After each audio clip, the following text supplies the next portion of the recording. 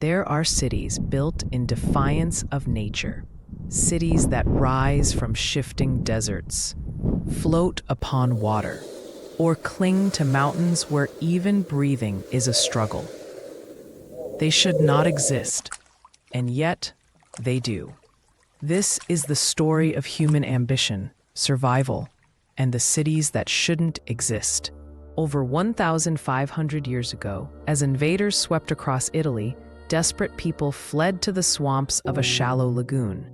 Here, on wooden stilts driven into mud, they built a city unlike any other, Venice, a floating masterpiece of marble and stone, resting on water. For centuries, Venice thrived as a maritime empire, controlling trade routes across the Mediterranean. Its palaces, art, and canals became symbols of wealth and power. But Venice has always been dying. The city is slowly sinking, its foundations rotting beneath rising seas. Floods now swallow its streets more often than ever before. Scientists warn that one day, the sea may finally claim it. Yet the people of Venice refuse to leave. For them, the city is not just home. It is living history, worth saving against impossible odds. In the heart of the Arabian desert, where temperatures soar above 50 degrees Celsius, rises one of the most futuristic cities on Earth, Dubai. Half a century ago, this was little more than a fishing village.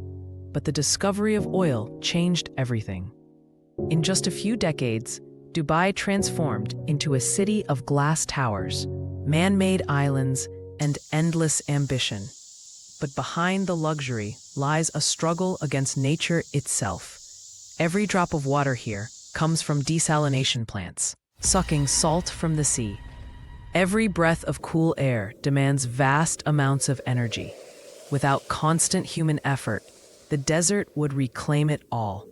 Dubai is proof of what money and vision can build, but also a reminder that progress comes at a cost.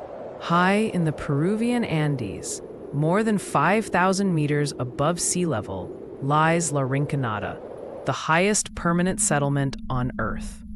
Here, the air is so thin that newcomers struggle to breathe. Nights drop far below freezing, yet 50,000 people live here, drawn by one thing: gold. La Rinconada is built around a mine. Men descend into dark, dangerous tunnels, chasing dreams of fortune. Families endure harsh conditions, with little water, no sanitation, and two things: dying in poverty, and barely any government presence. There are no riches for most who come here, only survival. Yet the city grows, clinging to the mountainside, a testament to humanity's hunger for hope, even in the most unlivable places. These cities stand as monuments to our defiance of nature, but they also stand on the edge of disaster. Venice fights the sea with barriers and pumps. Dubai fights the desert with desalination in machines. La Rinconada fights the mountain with human endurance. The question is not just how long they can survive, but whether we should keep building where nature tells us not to. Because as climate change accelerates, rising seas, desert heat, and melting glaciers threaten to erase the very places we once thought immortal. Venice, sinking beneath the tide. Dubai, defying the desert with glass and steel. La Rinconada, clinging to the thin air of the Andes. These cities should never have existed, and yet they endure. They remind us of what humanity truly is: fragile, yet fearless; vulnerable, yet unyielding. For every wave that rises, for every desert wind that burns, for every mountain that resists, humanity answers with one message: we will not be erased. Perhaps one day the sea may claim Venice. The desert may silence Dubai. The mountains may swallow La Rinconada.